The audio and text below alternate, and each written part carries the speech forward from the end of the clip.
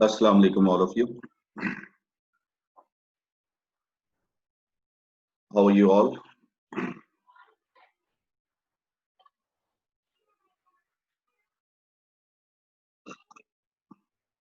Just wait for a while. All the participants will connect. Then we'll continue our class.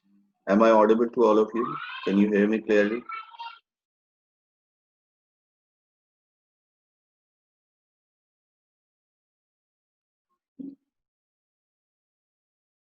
Okay.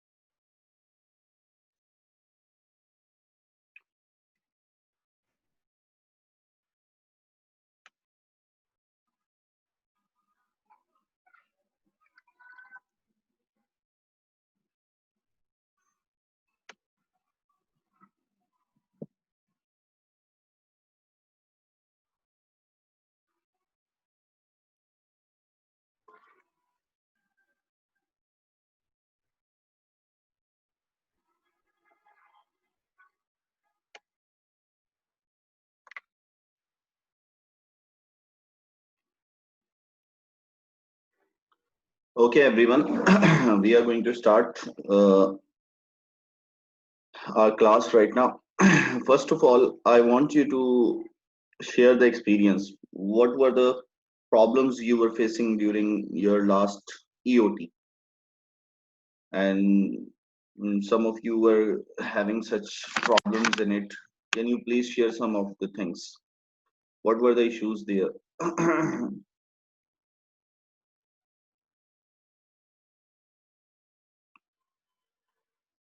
I'm going to show that.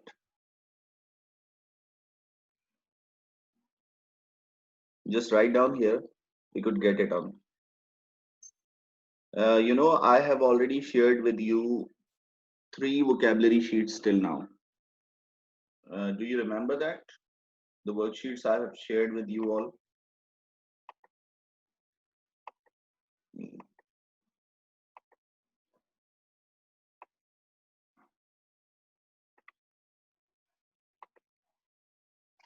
Are you people there?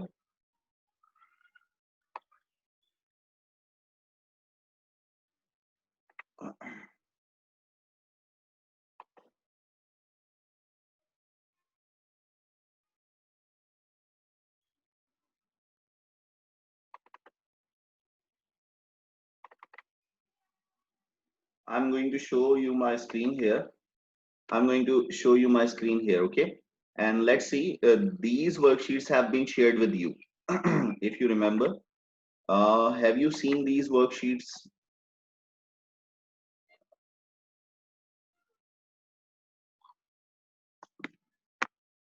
English vocabulary, English words vocabulary sheet 1, 2, and 3. Have you seen that? This is vocabulary sheet number 3 and vocabulary sheet number 1. I've shared with you these sheets. Have you got it? All of you have gone through this. As we have already talked about, हमने बात की थी पहले कि you are supposed to learn all these words carefully and you should get to know all the meanings here given. So I have shared 3 different worksheets with you.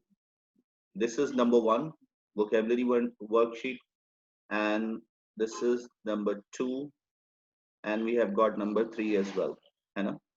So these were shared with you. How many of you have gone through these worksheets? आप में से किस किस ने इन worksheets को देखा है और जो है try to learn it by heart or got the words in it? आप में से कौन कौन किस किस स्टूडेंट ने ये go through किया है?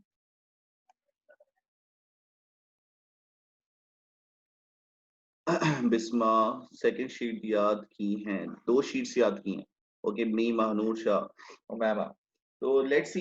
देखिए बेटा, आपका जो लास्ट टाइम का एक टेस्ट हुआ था ना, उसमें ये था कि जो आपके पास क्वेश्चंस आए थे उसमें 4-4 के पेयर्स बनाकर दिए गए थे. यानी जो फर्स्ट क्वेश्चन की इंस्ट्रक्शन थी वही रिमेनिंग 4 की इंस्ट्रक्शंस थी. I am just opening your 80. Give me a time. I am just showing.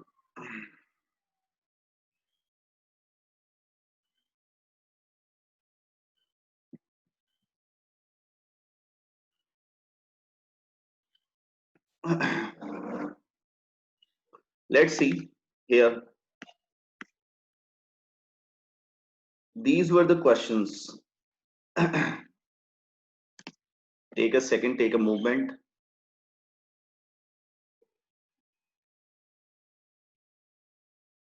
It will take a little while. ये सवालात आपसे जो है वो शेयर किए गए थे. Some of you were getting some confusion regarding that now.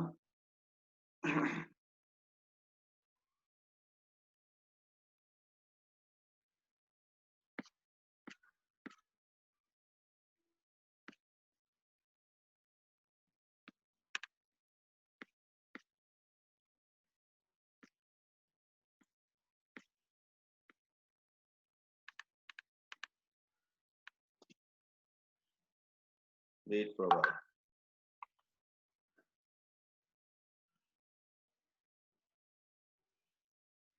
Give me a second. Give me a second. English के अलावा कुछ असाइनमेंट में कैप्शन लेस इमेजेस होती हैं. ओके, मैं इसको भी देख लूंगा. But what the problem was कि आपको जो लास्ट टाइम जो ईओटी दी गई थी वो अभी मैं आपसे शेयर कर रहा हूँ. ये ओपन हो रही है. मीनवाइल आई वांट टू से यू कि आपको ना सवालात का इंस्ट्रक्शन दिया हुआ था. जो पहला सवाल था उसका इंस्ट्रक्शन दिया हुआ था, और वही जो इंस्ट्रक्शंस थे वही आपको क्या करने थे, वही नेक्स्ट 4 क्वेश्चंस में फॉलो होने थे. नेक्स्ट 4 क्वेश्चंस में वही जो थे वो फॉलो होने थे. उसी तरह फिर बाकी तमाम चीजें. आप में से सिर्फ 35 स्टूडेंट्स ने इसको अटेम्प्ट किया टिल नाउ.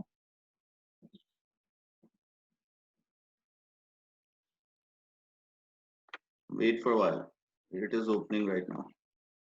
अच्छा, मैं एम कैट उसकी भी खोल लेता हूँ, ई कैट की भी खोल लेता हूँ.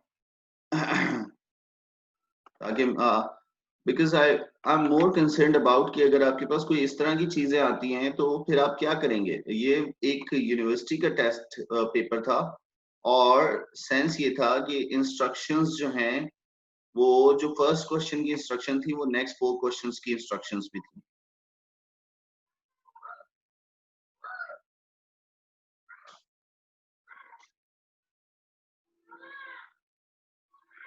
अच्छा, इसमें कुछ टॉपिक ऐसे थे जो अभी हमने पढ़े नहीं है, ठीक है। जैसे एनएलजी वगैरह था तो वो अभी हमने पढ़ा नहीं है। तो अगर इसमें कोई कंफ्यूजन था या इसमें कोई प्रॉब्लम था तो आप लोगों को थोड़ा सा पेशेंस रखना चाहिए था।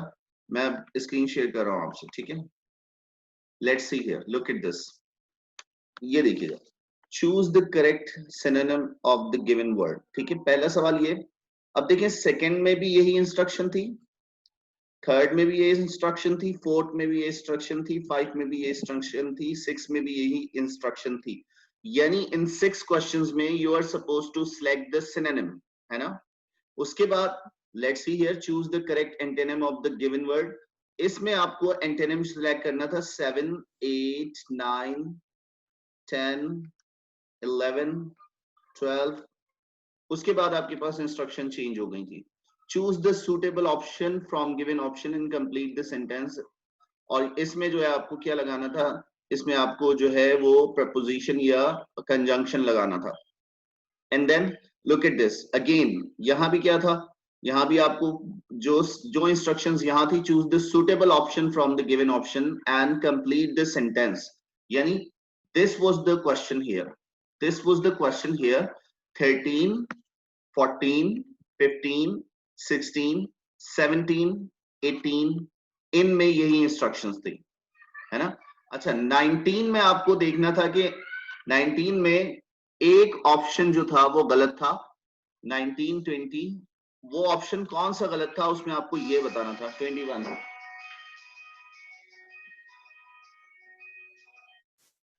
19, 20 और 21 में आपको ये बताना था कि यहाँ कौन सा ऑप्शन गलत है।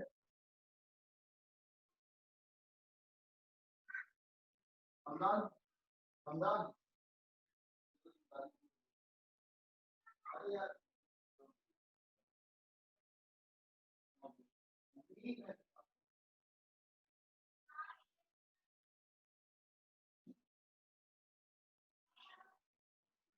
So this was the sense कि आपको क्या करना था, you are supposed to write down here what is wrong here, है ना। इन सवालात में आपने ये करना था। You were given different, अच्छा, this is the same pattern university follows, इन तमाम सवालात में यही होना था। इसके बाद you have got here reading comprehension questions। जिस तरह आप जिस तरह आप अपने रीड वर्क्स पर कर रहे हैं, in the same sense you are having the questions here। You're given a short paragraph, based on that such questions are given और आपको इसके आंसर सेलेक्ट करने हैं, है ना। तो ये वो पोर्शन थे जिनकी मदद जो आपको अटेम्प्ट करने थे। इसमें कोई कंफ्यूजन थी आपको, कौन सी इंस्ट्रक्शन समझ नहीं आई, जरा कमेंट्स में बताइएगा मुझे।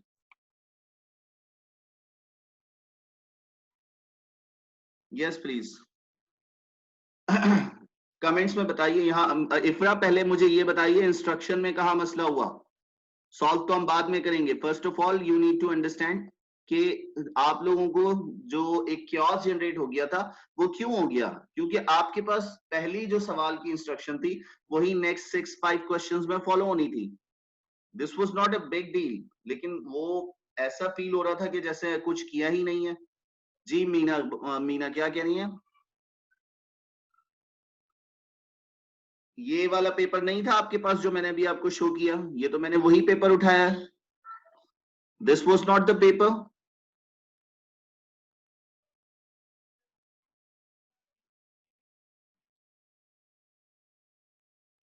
इंस्ट्रक्शन थी, मुनीब हसन तो कह रहे हैं इंस्ट्रक्शन थी। ये ई कैट का है। अच्छा, तो एम कैट में भी ऐसे ही था, वो भी मैं आपको शो कर देता हूं। But the sense is that बच्चों के, अगर आपको कोई प्रॉब्लम है तो ट्राई टू देखें, आपका पेपर भी ऐसे ही होगा, है ना। इंस्ट्रक्शंस आपको अगर एक सवाल में दी हुई है तो अगर उसी से पर्टेनिंग बाकी रिमेनिंग क्वेश्चंस हैं तो you are suppose to follow the same instruction जो आपकी दी हुई है। हाँ, अगर इंस्ट्रक्शन चेंज होंगी तो वो फिर आपको बताया जाएगा, है ना। मैं इसको भी देख लेता हूँ, वेट फॉर अ व्हाइल ना, मैं इसको भी देख लेता हूँ, एम कैट को भी। गिव मी अ टाइम, मैं इसको ओपन कर लू ना।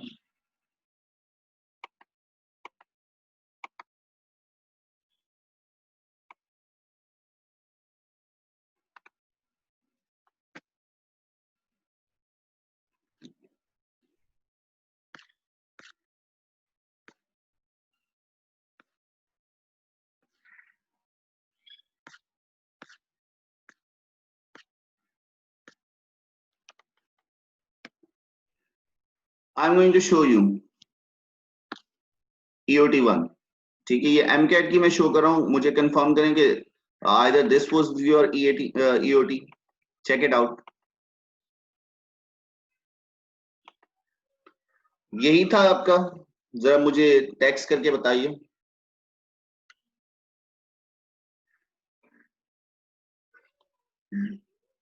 This was the paper। Okay, now listen, instruction, let's see the same। देखें क्वेश्चन क्या है। On a dark stormy night I heard a rattling on my door and when I opened it was dash। क्या होना चाहिए? You are given pronoun here, हमने pronouns को बहुत अच्छे से पढ़ा है ना। अब यहाँ आपके पास 4 ऑप्शंस थे, you are supposed to put the right option here। अगर यहाँ इंस्ट्रक्शंस नहीं थी लेकिन फिर भी सवाल तो पता चल रहा है कि इसमें आपको एक राइट ऑप्शन फिलअप करना है। क्या प्रॉब्लम हुआ था यहाँ? आपने प्रोनाउन नहीं पढ़ रखा क्या इसका पॉसिबल आंसर है? What is the possible answer here? Tell me, what is the possible answer here? क्या होना चाहिए इधर?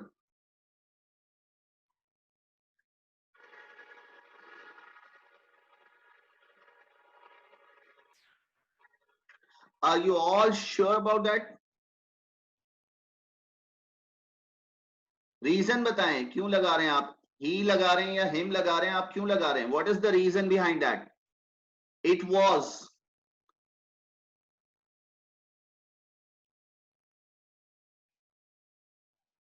अच्छा, सिनोनिम को भी देख लेते हैं। लेट्स सी, इसमें कोई प्रॉब्लम नहीं हुई आपको, तो फिर प्रॉब्लम कहाँ हुई? और वहां तो ऐसे कमेंट आ रहे थे कि मतलब ये तो कोई प्रॉपर EOT है ही नहीं। Very good, I am really proud of you students कि इस तरह के कमेंट्स आ रहे थे क्लास में कि मतलब आई डिडंट गेट इट। कौन सा किस में वो क्या? एक minute, let me see the question जिसमें आप बात करें।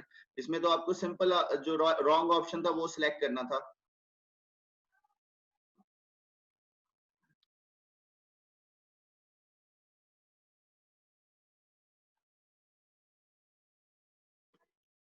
यहां प्रॉब्लम हुई 13, 14, 15, 16, 17, 18, 19, 20, ये वाले क्वेश्चंस में प्रॉब्लम हुई। तो इसको तो मैंने आपको बता दिया था, जब मुझसे किसी ने कंसर्न किया तो मैंने उसे कहा, wait for a while, I have already shared कि मैंने उसे कहा कि ये जो है सिनोनिम्स आपने सिलेक्ट करने वहां। Someone asked me and I have replied कि जहां जो है वो आपको सिनोनिम सिलेक्ट करने है ना, क्योंकि मैंने अभी तक आपको जो वर्कशीट्स दी हैं उसमें सिनोनिम्स की तो हमने बात की है ना। We just talked about synonyms. We just talked about synonyms only, na? So I don't think so you could have such problems here.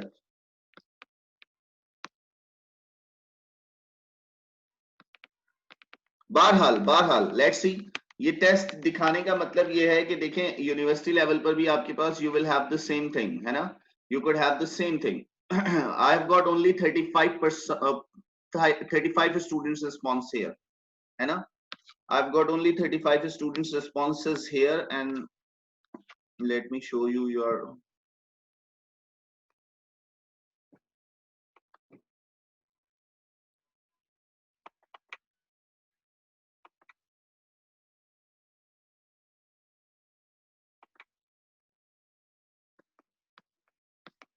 I'll be sharing the feedback with you all as well। ठीक है, मैं आपसे इसका जो है वो feedback भी share कर लूंगा। 35 स्टूडेंट्स ने सिर्फ ये EOT अटेम्प्ट किया।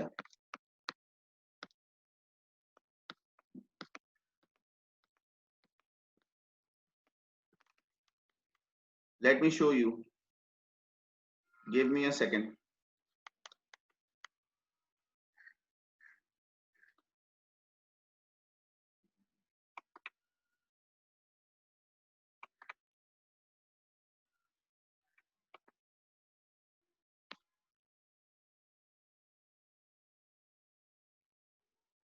ये देखिए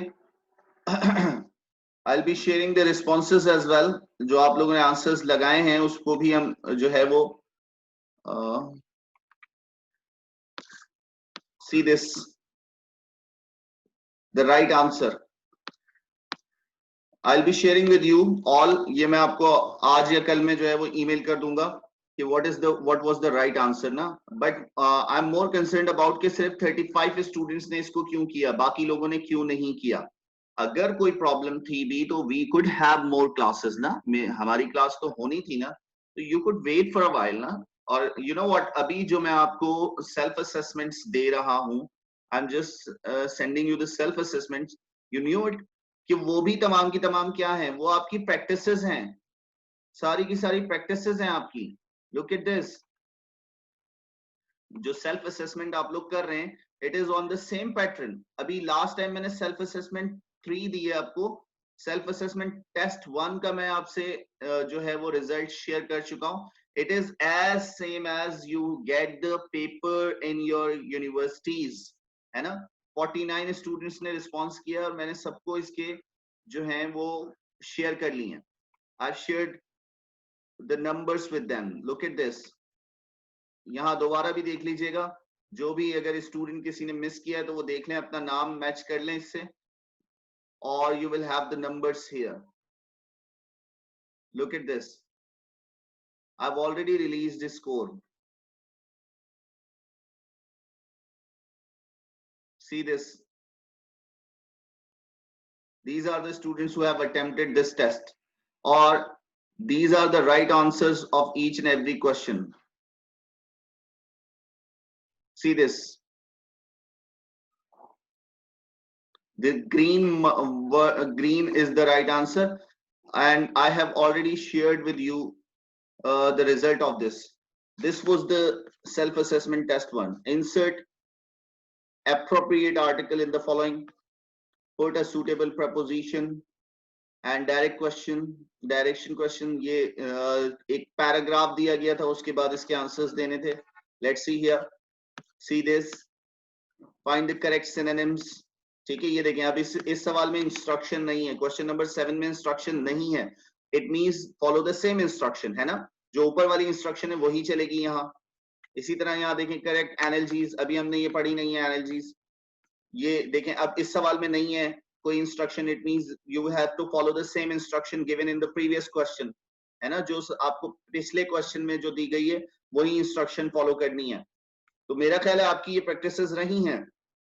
look at this. The passage is followed by question based on its content. After reading question number 10 और 11 इससे करना है आपने, है ना. ये पैराग्राफ से ये क्वेश्चन नंबर 10 आ गया, उसके बाद क्वेश्चन नंबर 11 आ गया. Choose the word that has incorrect spelling. ये देखिए, इसी तरह choose the incorrect adjective, incorrect adverb. All the things are given here. Are you people practicing these things?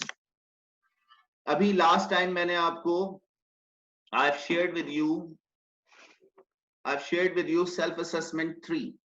How many of you have solved self-assessment 3? Let me check it out.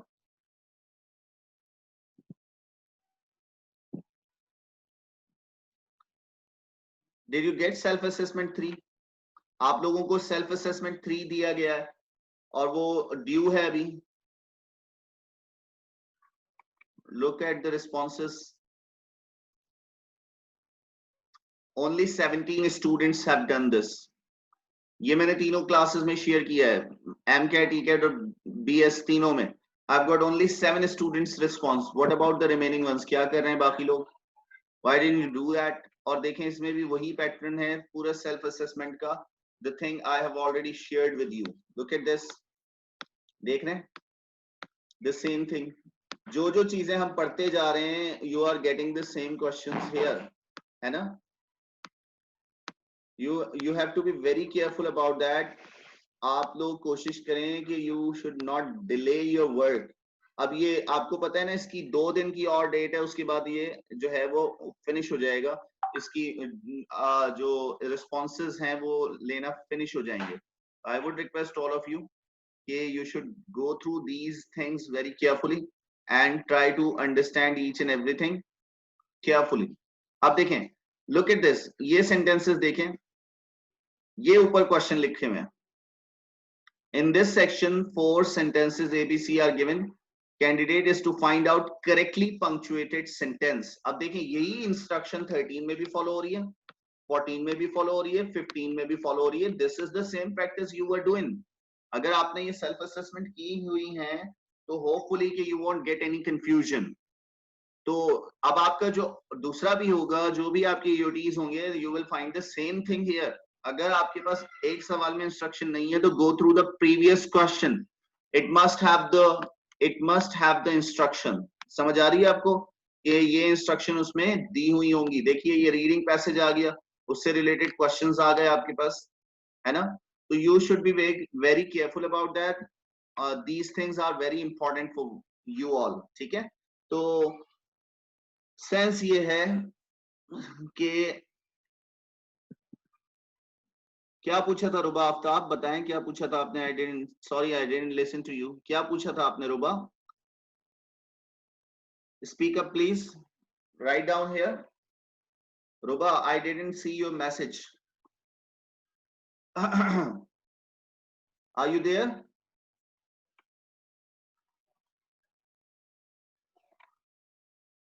Okay okay okay, type करें, I will see it.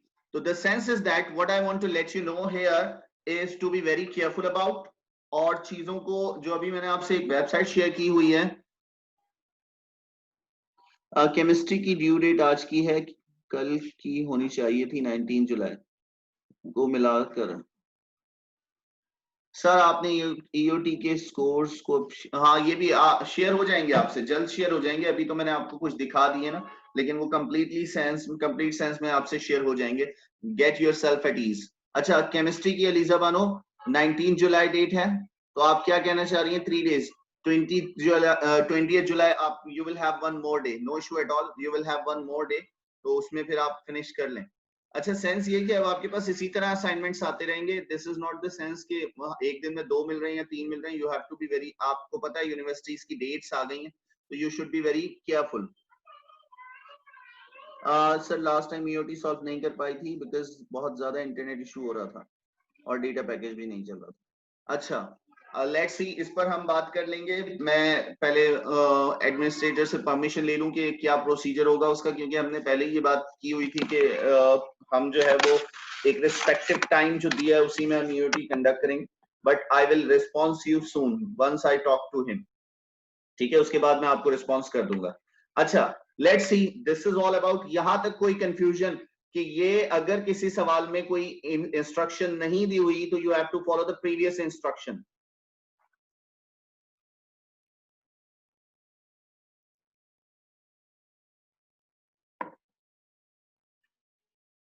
Section बाउंडेशन हटा देंगे तो फिर तो बड़ा problem हो जाएगा. मतलब देखें ना, हम तो चाहते हैं कि you have to finish all the sections. अच्छा, पता है क्या Aliza Bano, this is the practice. तो आप, अगर आपको कोई क्वेश्चन लग रहा है कि you are not so sure कि यही इसका आंसर है, तो जो आप मोस्टली श्योर हो ना जिसके साथ, उसको आंसर करके आप आगे बढ़ें. उस पर अगर वेट करते रहोगे तो फिर तो सारा टाइम डिले हो जाएगा. सेक्शन बाउंड्रीज इसलिए रखी गई है कि आपको जब ओपन कर रहे हो तो you want get any problem. अगर हम 200 क्वेश्चंस एक साथ देंगे तो गूगल ड्राइव, गूगल फॉर्म में ये 200 क्वेश्चन बहुत ज्यादा टाइम लेंगे ओपन होने में. इसी वजह से हमने सेक्शन बनाए हैं कि हर सेक्शन 20 क्वेश्चन, ये जितने भी क्वेश्चन पर कंसिस्ट होता है तो वो नॉर्मली जल्दी ओपन हो जाता है. ठीक है, तो इस वजह से हमने इसको किया है. बहरहाल अभी आपके पास नई जो ईओटी आएगी, आप लोग उस पर थोड़ा ध्यान दें और होपफुली कि वो कल जिस तरह की डेट है, यानी वेडनेसडे का अगर टाइम रखा गया तो वेडनेसडे को ही होगी. तो you should be very careful about that. और पर्सनली मैं एक बार उसको चेक कर लूंगा, ये कोई उसमें इंस्ट्रक्शन का मतलब ना हो. लेकिन I am again telling you, if you found out something differently, अगर किसी सवाल की इंस्ट्रक्शन आपको नहीं मिल रही तो follow the previous questions instruction. ठीक है, जो प्रीवियस क्वेश्चन में जो इंस्ट्रक्शंस दी गई हैं उनको फॉलो कीजिएगा. जी बिल्कुल अब्दुल रहमान, कल हमारा, क्योंकि हमने मेरे ख्याल शेड्यूल जो है वो वेडनेसडे शेड्यूल किया है ईओटी का. तो लेट्स सी, जो भी होगा वो आपको बता दिया जाएगा. वैसे जो है वो टाइम टेबल में नहीं था तो आप लोग बिल्कुल रिलैक्स हुए हुए थे. अच्छा अभी ये बताइए आप लोगों ने कितने कितने असाइनमेंट्स कर लिए? You have been given such assignments, physics, chemistry, biology और मैथ्स के कुछ असाइनमेंट्स आपको दिए गए हैं। Have you done all? English के भी, इवन इंग्लिश में आपको एक रीडिंग असाइनमेंट भी मिला है आज। चले आई टॉक टू, हाँ आई टॉक टू, इस पर भी हम बात कर लेंगे। अगर आप कल कंफर्टेबल नहीं है तो मुझे बता दीजिए, इसीलिए मैं पूछ रहा हूँ आपसे कि पहले आप ये बता दीजिए कि आप लोगों ने असाइनमेंट्स कंप्लीट कर लिए हैं सारे। मीना आप केमिस्ट्री का भी कर लें तो ज्यादा बेहतर होगा, ठीक है? जिनने जिस जिस के जो जो रह गए काइंडली उनको फिनिश कर लें। केमिस्ट्री का रह गया है, ठीक है? तो I would request all of you के you should be more willing about, ठीक है? तो लेट्स सी, चलें जनाब। मैं एक छोटा सा टॉपिक आज ले रहा हूं आपके साथ और you will find it very comfortable, और this is one of the important topic here. So let's see. Any idea about? Do you have any idea how many types of sentences are there? Any idea about how many types of sentences are there? कोई idea है कितने types की sentences होते हैं? और sentences की type भी होती हैं कुछ? Have you heard about? सुना है?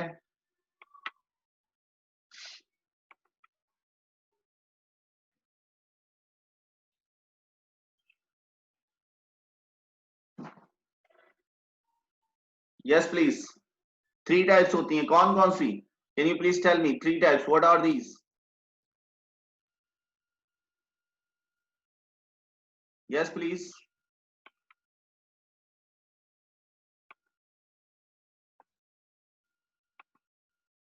Present, past, future. Oh, no, no. Let's see. I'm just showing you the types of sentences. ठीक है? Look at this. I'm showing you here four types, four sentence types. You usually get जितने भी English में sentences होते हैं, it can be classified into four different types. आपने देखा होगा, once you are reading a paragraph or an article, उसमें sentences की different lengths होती हैं. Some of the sentences are very big and some of the sentences are small, है ना? जितने भी sentences होते हैं English में, they belong to any of the mentioned type, है ना? कुछ ना कुछ किसी ना किसी type से belong कर रहे होते हैं, जो आपके सामने नजर आ रही हैं यहाँ. और let's see, the name we give to a sentence depends upon the number and type of clauses, है ना? In these sentences. There are four types of sentences in English. आप जितने भी paragraphs पढ़ते हैं, article पढ़ते हैं, whatever you read, you find these four types of sentences. उनमें ये four types के sentences मौजूद होते हैं और depend किस पे करते हैं? Number and type of clauses पर करते हैं कि type कौन सा clause है, dependent clause है, independent clause है, क्या है? तो उस पर depend कर रहा होता है. क्या चीज depend कर रही होती है? आपके sentence type depend कर रहे होते हैं. तो आज का हमारा जो टॉपिक है, फोर टाइप्स ऑफ सेंटेंसेस पर हम बात करेंगे. हम ये देखेंगे कि हमें पता कैसे चलेगा कि ये कौन से टाइप का सेंटेंस है और हम कैसे क्लासिफाई कर सकते हैं कि what type of sentence is this. Okay, so let's start from the simple sentence.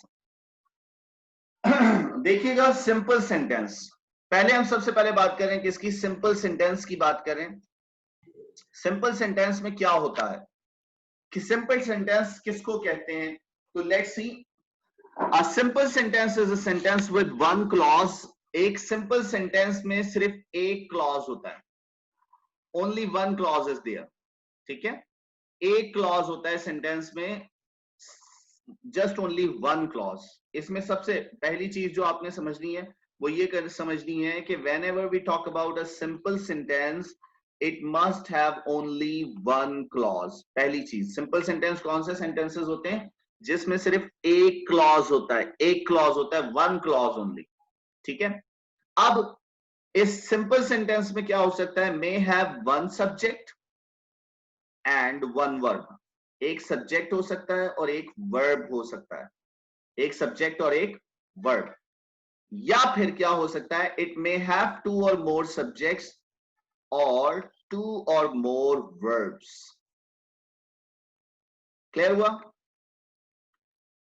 क्या बताया जा रहा है, सिंपल सेंटेंस जो होता है उसमें एक ही क्लॉज होता है। अब एक ही क्लॉज, जैसे अगर मैं आपसे बात करूं, आपने कंडीशनल पढ़ रखे हैं, कंडीशनल मैंने आपको पहले पढ़ाए हैं, तो look at this.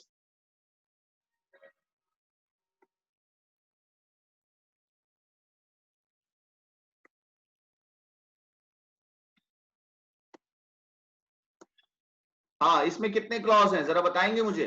If you help me I will reward. इसमें कितने क्लॉज हैं? How many clauses are there? Very good, 2 clause हैं। अब समझ आ रही है? क्लॉज, पार्ट, क्लॉज, जो सेंटेंस, सेपरेट सेंटेंसेस कितने? तो देखिए सेपरेशन जो है वो कॉमा से होती है, यू नो इट, है ना? या फिर कंजंक्शन से हो सकती है, या फिर इंटरजेक्शन से हो सकती है। तो let's see here, if you notice here, यहां क्या है, यहां देखें क्या बात की जा रही है। वन क्लॉज होगा, एक सेपरेट क्लॉज होगा, have one subject and one verb.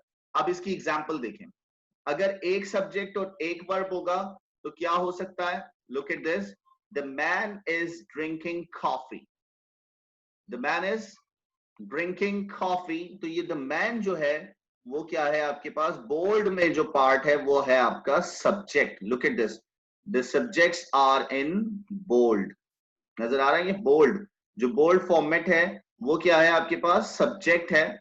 इसमें सब्जेक्ट क्या है, द मैन। एक सब्जेक्ट है, दो सब्जेक्ट है, वन सब्जेक्ट, ठीक है। इज ड्रिंकिंग कॉफी, और अंडरलाइन जो है वो प्रीडिकेट्स है, यानी वर्ब और उसके साथ related object, drinking coffee. The man is drinking coffee, ये एक सिंपल सेंटेंस है, the man is drinking coffee. तो इससे बात क्या पता चली, कोई सा भी ऐसा सेंटेंस, कोई सा भी ऐसा सेंटेंस जिसमें क्या हो, जिसमें सब्जेक्ट और वर्ब हो, सब्जेक्ट हो और वर्ब हो, चाहे वो दो सब्जेक्ट हो चाहे वो दो वर्ब हो, एक सब्जेक्ट हो और एक वर्ब हो, ऐसे तमाम के तमाम सेंटेंसेस क्या कहलाते हैं, सिंपल सेंटेंसेस कहलाते हैं। अब देखिएगा, इसमें एक सब्जेक्ट और एक वर्ब था। Now look at this, two subject and two verb. Look at this, the man and the women, है ना, the man and the women, ये दो सब्जेक्ट आ गए। अब कौन कौन से दो सब्जेक्ट हैं ये? एक आपके पास क्या हो गया, एक हो गया आपके पास द मैन, ठीक है, वन सब्जेक्ट। उसके बाद द वुमेन, टू सब्जेक्ट, है ना। The man and the women are drinking coffee, तो इसमें दो सब्जेक्ट हैं और क्या है, एक वर्ब है, ड्रिंकिंग कॉफी। क्लियर हुआ? ये दोनों किसकी टाइप्स हैं, सिंपल सेंटेंसेस की टाइप हैं। In the same sense the remaining two are also called simple sentences, but हर एक में डिफरेंस है। इफ यू फाइंड आउट कि यहाँ एक सब्जेक्ट और एक वर्ब है, इसमें टू सब्जेक्ट और वन वर्ब है, इसमें वन सब्जेक्ट है टू वर्ब है, इसमें टू सब्जेक्ट्स हैं और टू वर्ब्स हैं, है ना। लेकिन अगर but one subject verb group, look at this, कैसे देखिए जरा, इसमें जो बताया जा रहा है वो क्या बताया जा रहा है, look at this, the man, again the man एक सब्जेक्ट आ गया, द मैन सब्जेक्ट हो गया, sat down and ordered coffee, sat down and ordered coffee. So this is called simple sentence, the simple sentence. The next part, again देखें, इसमें भी one subject है, इसमें भी one subject है, यहाँ two subjects थे, again you have got here two subjects, the man and the woman, दो subject हो गए, and again sat down and ordered coffee, दो verbs भी आ गए, sat down and ordered. Got the sense? These are the examples of the simple sentence. किसकी examples हैं ये? Simple sentences की example हैं. They are all called simple sentences. यहां तक कोई confusion? Any confusion till now? यहां तक कोई confusion? Simple sentence ऐसे sentence को बोलते हैं जिसमें सिर्फ एक clause होता है, और उस एक क्लॉज में एक सब्जेक्ट भी हो सकता है, दो सब्जेक्ट्स भी हो सकते हैं, एक वर्ब भी हो सकता है, दो वर्ब्स भी हो सकते हैं। क्लियर हुआ? ऐसे क्लॉज को जो एक ही क्लॉज हो उसे हम कहते हैं सिंपल सेंटेंस। क्या कहते हैं? सिंपल सेंटेंस कहते हैं। क्लियर? अच्छा आगे ना एक एक्सरसाइज है, you should be very careful कि इसके बाद आपने एक एक्सरसाइज करनी है, you have to decide either it is what, ठीक है। Now let's see, I am moving forward. Now what comes after, look at this, the compound sentence. अब किसकी बात कर रहे हैं? द कंपाउंड सेंटेंस, ठीक है, the compound sentence.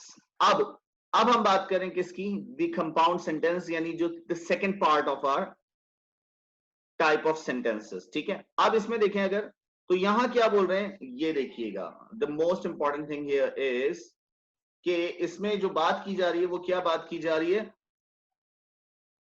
Look at this, a compound sentence. कौन सा सेंटेंस की बात करें? A compound sentence has two or more separate subject verb group, यानी एक कंपाउंड सेंटेंस में सेपरेट, टू और मोर सेपरेट सब्जेक्ट वर्ब ग्रुप होते हैं, है ना।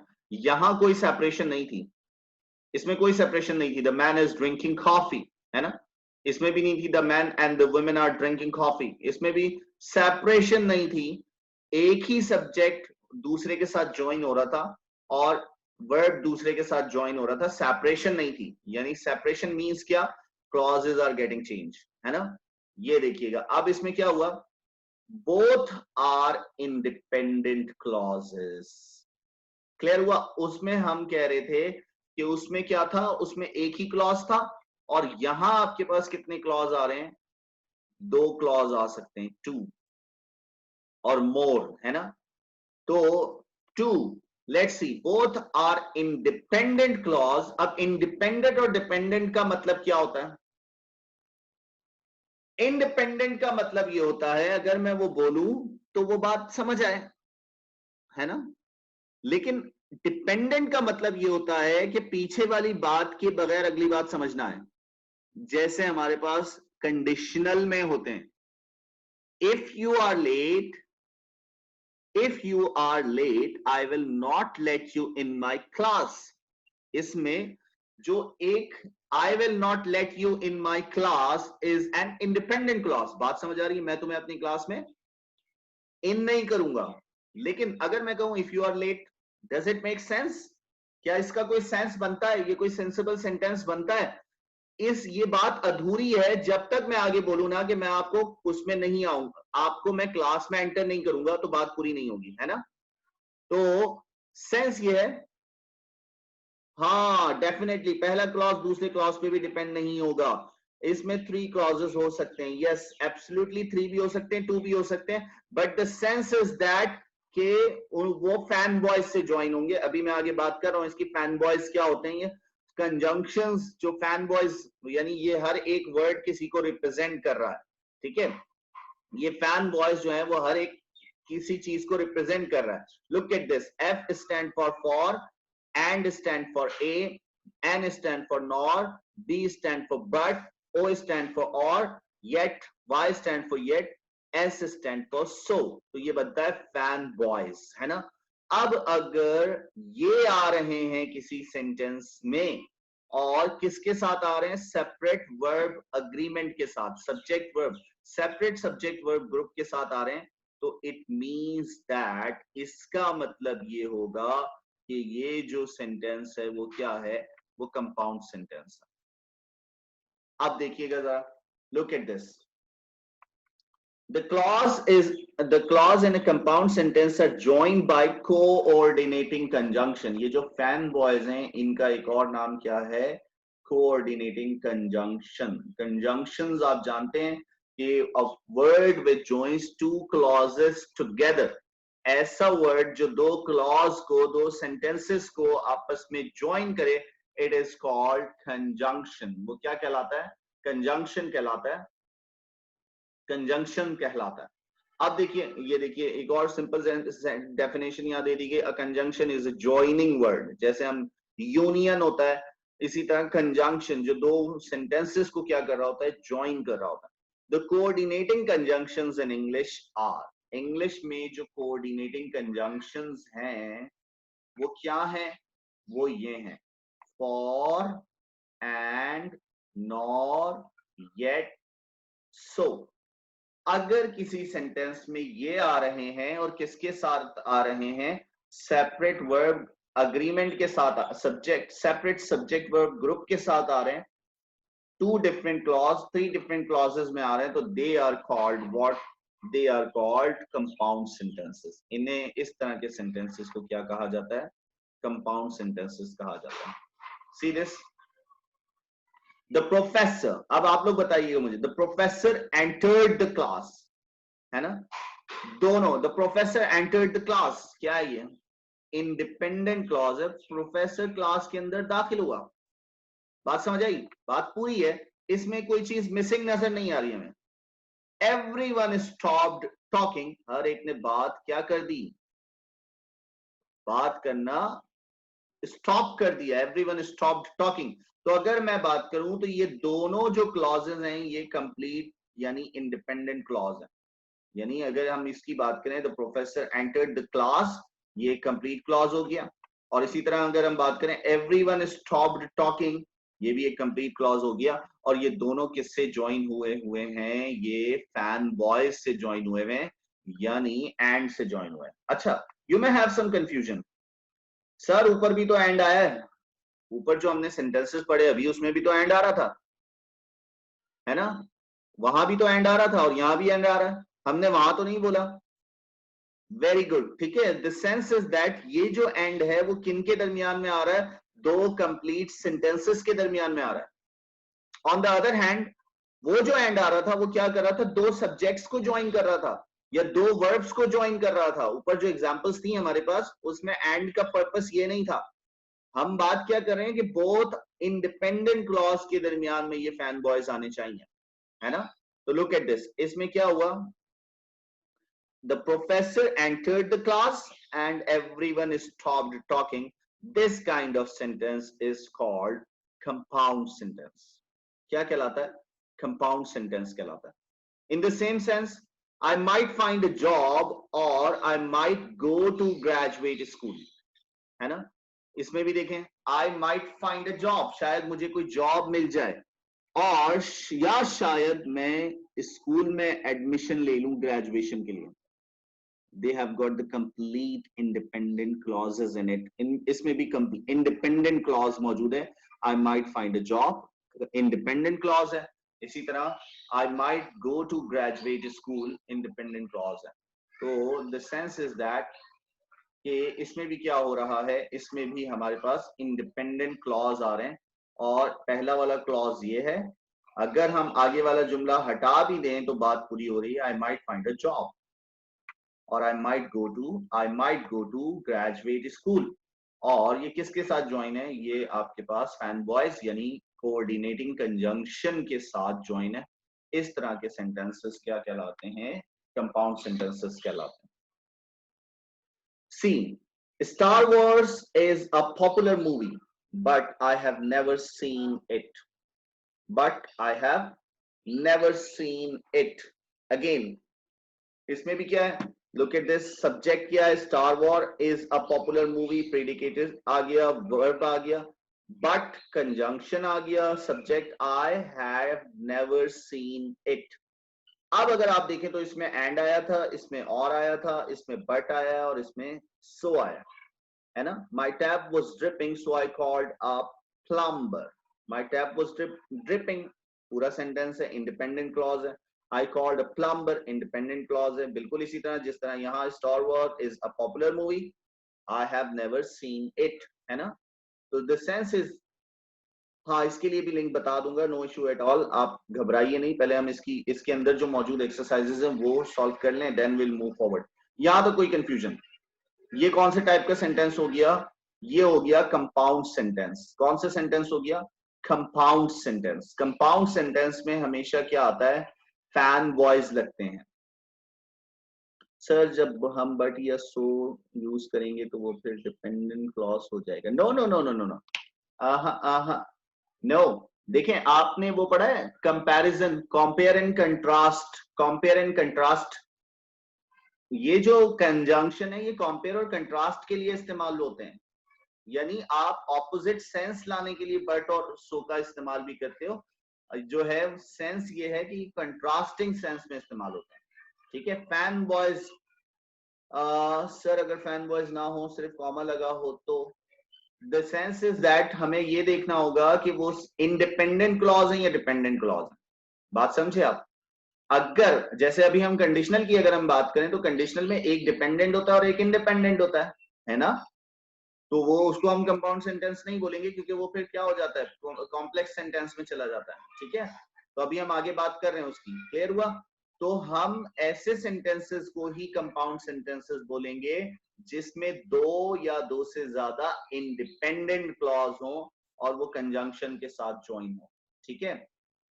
क्योंकि जब सेकंड क्लॉज हो वो वाई क्वेश्चन करेंगे तो आंसर आ जाएगा, तो फिर first clause second clause dependent करेगा।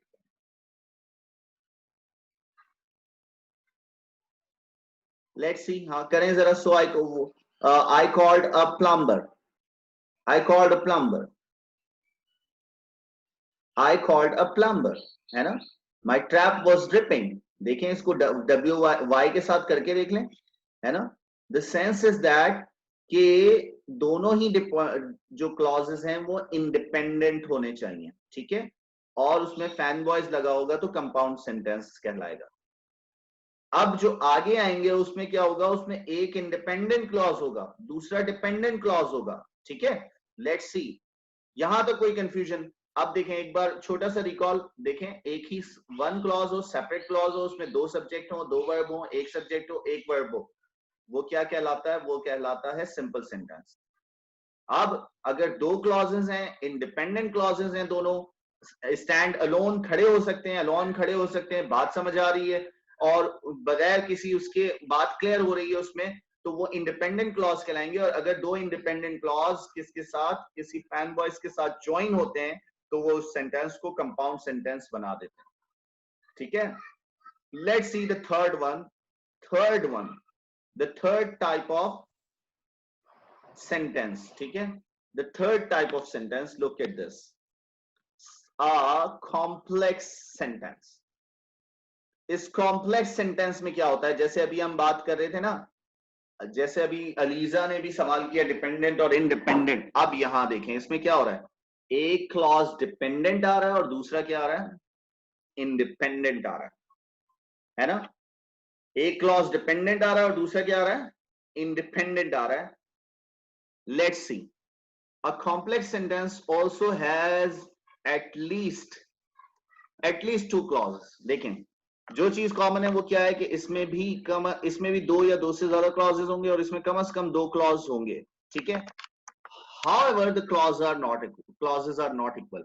अब ये नॉट इक्वल की क्या बात है, ऊपर जो हम बात कर रहे थे वो बात कर रहे थे कि दोनों इंडिपेंडेंट क्लॉज होने चाहिए, लेकिन यहां क्या हो रहा है, the clauses are not equal in a complex sentence. कौन से वाले सेंटेंस में, कॉम्प्लेक्स सेंटेंस में एक क्लॉज जो है वो एन इंडिपेंडेंट होता है, one clause is an independent clause, the other is a subordinate clause which means less important। The word subordinate means less important। The subordinate clause is also called a dependent clause, है ना। बात समझ आई? Compound complex sentence में, जो complex sentence है उसमें क्या है, उसमें एक बात जो बहुत मेजर है वो ये है कि एक डिपेंडेंट क्लॉज है और दूसरे क्या है, इंडिपेंडेंट क्लॉज है, ठीक है। एक डिपेंडेंट क्लॉज होता है और एक इंडिपेंडेंट क्लॉज होता है। डिपेंड करता है, मैक्सिमम दो भी हो सकते हैं, तीन भी हो सकते हैं, चार भी हो सकते हैं। वो बोल क्या रहा है, देखो ना इस बात को समझो जरा। वो क्या बोल रहे हैं कि एटलीस्ट, हानिया अमीन, एटलीस्ट टू क्लॉज हो, एटलीस्ट कम से कम, ज्यादा तीन भी हो सकते हैं, चार भी हो सकते हैं, है ना। एटलीस्ट टू क्लॉज हो तो वो कॉम्प्लेक्स सेंटेंस बनेगा और वो दोनों क्लॉजेस इक्वल नहीं होंगे आपस में, एक डिपेंडेंट क्लॉज होगा और एक इंडिपेंडेंट क्लॉज होगा, कम से कम दो क्लॉज। और अगर एक ही क्लॉज है तो फिर तो वो कॉम्प्लेक्स सेंटेंस हो ही नहीं सकता। क्यों नहीं हो सकता? अगर वो कॉम्प्लेक्स सेंटेंस इसलिए नहीं हो सकता क्योंकि हमने कहा ही यही है कि कॉम्प्लेक्स सेंटेंस जो है वो एक डिपेंडेंट क्लॉज होता है और एक इंडिपेंडेंट क्लॉज होता है। और डिपेंडेंट क्लॉज को और क्या कहते हैं, उसे हम अ सबऑर्डिनेट क्लॉज भी कहते हैं। ठीक है, अब ये देखिएगा, the independent clause can exist alone